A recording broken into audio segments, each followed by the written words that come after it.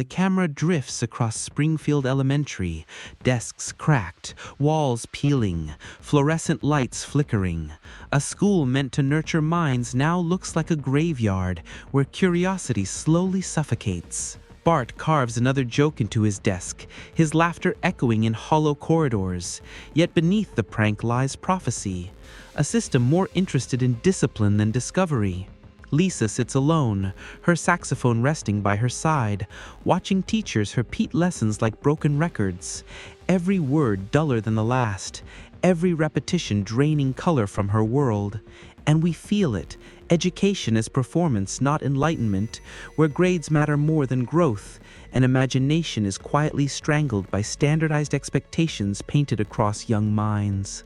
Springfield's chalkboard gags weren't just jokes, they were warnings, lines scrawled in infinite detention, reminding us that rebellion itself is a response to systems built on monotony and neglect.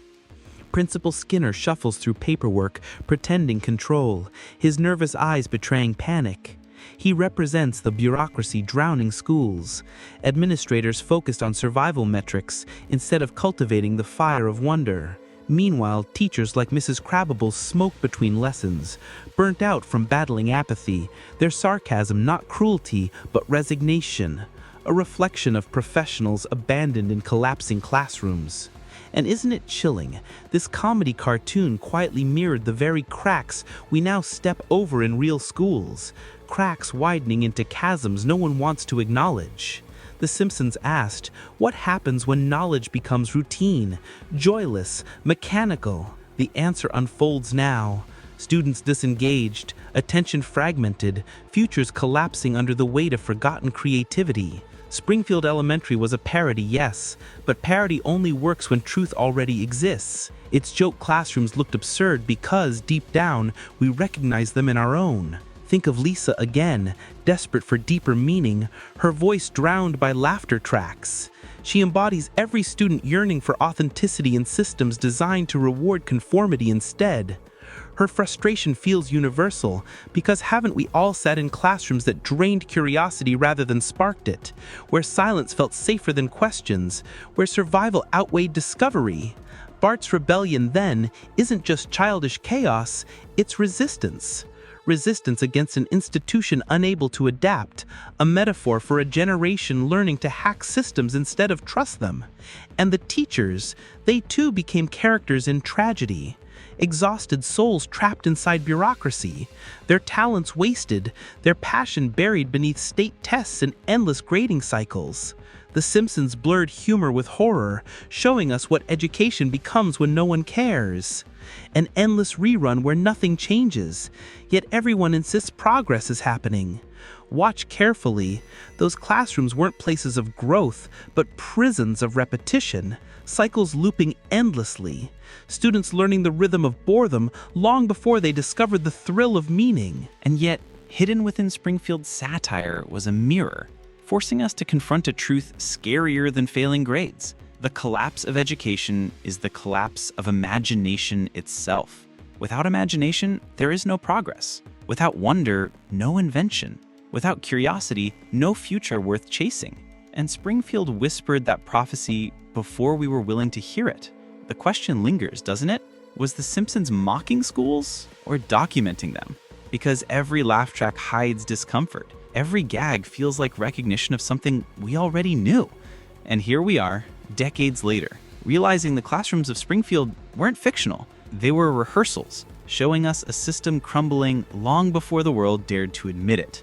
The school bell rings, not as a call to knowledge, but as a factory whistle, herding children through routines, teaching obedience instead of curiosity, silence instead of discovery. In Springfield's cafeteria, trays slide endlessly across the line, identical meals, tasteless and bland, reflecting lessons themselves. Nutrients stripped away, replaced with filler, consumed without nourishment for the mind. The laughter of children echoes, but it feels hollow, like echoes bouncing inside cages, joy reduced to background noise in a system too weary to nurture it. Lisa's eyes burn with quiet defiance, her saxophone her true teacher, because when institutions fail, art becomes sanctuary, the only place imagination still breathes against suffocating uniformity. Bart's chalkboard punishments loop endlessly. I will not. I will not. I will not. But isn't that the system's lesson? Training children what not to be instead of what to become. And Principal Skinner, haunted by rules, trapped in manuals, represents every administrator crushed by bureaucracy, trying to manage collapse with discipline while the foundation itself crumbles beneath their feet. Even Superintendent Chalmers, shouting about order, feels powerless, a man clinging to illusions of structure, masking the deeper truth: the building isn't failing, the very idea of education is. Each scene becomes hauntingly familiar, doesn't it? A mirror of our schools today, where screens replace books, tests replace thought, and learning becomes performance, scored by invisible judges. And when you look back at Springfield Elementary, you realize it wasn't comedy. It was prophecy, disguised as slapstick, showing us the slow-motion implosion of curiosity, decade after decade. The walls of Springfield Elementary never change. Paint chips, lockers dent, ceilings leak, but nothing is fixed. A perfect metaphor for systems pretending to evolve while rotting silently within. Marge, standing at the kitchen sink, whispers doubts about the school, but her voice is ignored, representing every parent who senses decay but feels powerless against institutional apathy. And Maggie, pacifier and mouth, stares silently at picture books, innocence absorbing fractured lessons before language itself, raised in a world where systems collapse before she even learns to question. We laugh at the absurdity, yet don't you feel the sting? Because laughter was always a shield, protecting us from recognizing just how broken the classroom truly was. Every rerun reinforced the same truth. Education wasn't advancing, it was stalling. And Springfield turned that stasis into spectacle, a timeless freeze frame of failure hiding in plain sight. Even the teacher's lounge, with its coffee stains and heavy sighs, feels prophetic, foreshadowing today's burnout, where passion is sacrificed to paperwork and ideals collapse under standardized exhaustion. Krabappel's weary eyes tell the entire story of teachers who once believed in changing lives, now reduced to surviving semesters, their spark consumed by apathy they never asked for. And Lisa's tears, sometimes unnoticed, carry the deepest weight, because the collapse of education is never statistics or policies, but the extinguishing of a child's hope for something greater. Springfield Elementary becomes a metaphorical coffin, burying dreams alive, recycling laughter to cover silence. Yet behind the comedy lies mourning, a tragedy hidden in yellow paint and chalk dust. And maybe that's why this episode resonates, because somewhere we've all been in those classrooms, feeling the weight of boredom, suffocating beneath repetition, praying for someone to light a spark. The Simpsons wasn't mocking us, it was warning us, in bright colors and silly jokes, that one day the collapse of education would no longer be fiction, but reality. The blackboard eraser smears dust into the air, sunlight cutting through it like smoke, remnants of forgotten lessons dissolving, particles of failure floating above silent, distracted students. Springfield Elementary isn't simply a school, it's a stage play repeating endlessly, recycling failure, each act performed by new generations, laughter masking the collapse lurking beneath its crumbling script. Lisa, trapped in her brilliance, becomes the eternal outsider, proof that when systems collapse, the gifted aren't celebrated, they're isolated, condemned for shining in a place that rewards conformity. And Bart, forever restless, symbolizes rebellion without direction, a child who senses the system's emptiness, but without guidance, channels it into pranks instead of revolution, chaos instead of change. Isn't that the scariest part? That Springfield teaches us collapse isn't explosive, it's quiet, invisible. A slow decay disguised as normal, so normalized we laugh instead of resist. Skinner's voice cracks as he enforces rules, but listen closely. It's fear disguised as authority, a trembling mask of control covering his awareness that even he is drowning.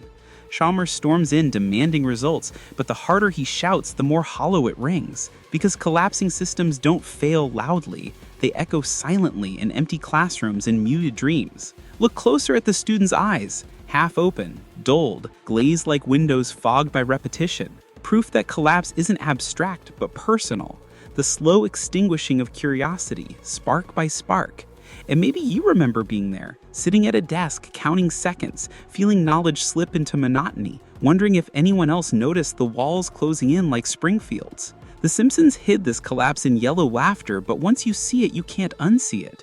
The comedy was prophecy, a mirror reflecting our silent surrender. Isn't it haunting that fiction predicted reality? That a cartoon captured the decay better than policymakers ever could, turning classrooms into punchlines while hiding tragedy in plain sight? Lisa's saxophone plays softly in the background, a melody unheard by her peers, like a requiem for education itself, music for a funeral disguised as an after-school special. Bart's skateboard rolls endlessly across cracked sidewalks, freedom outside the institution reminding us the real lessons happen beyond walls, beyond control, beyond collapsing systems pretending to be whole. Marge sighs at the kitchen table, her voice trembling with doubt. Is this really education? But her question vanishes into static, like all the quiet concerns we ignore too easily. Maggie's pacifier clicks like a metronome, counting down time, reminding us the next generation waits impatiently, inheriting not knowledge but fragments, systems already collapsing before they even begin. Springfield becomes the rehearsal space of collapse, each rerun another performance, teaching us not to resist, but to accept decline as background noise, as inevitable as credits rolling. And maybe that's why you feel uneasy, because in Springfield's comedy, you see your own classrooms, your own teachers, your own silence, replayed endlessly, predictions hidden as punchlines. The collapse of education isn't coming, it's already here, woven into reruns, whispered through laughter, disguised as fiction so we wouldn't panic, so we'd accept decline with a smile.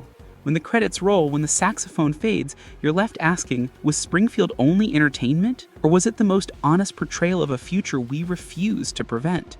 And that's the bitter truth. Springfield didn't just predict collapse, it prepared us for it. A prophecy told in yellow ink, echoing louder today than ever before.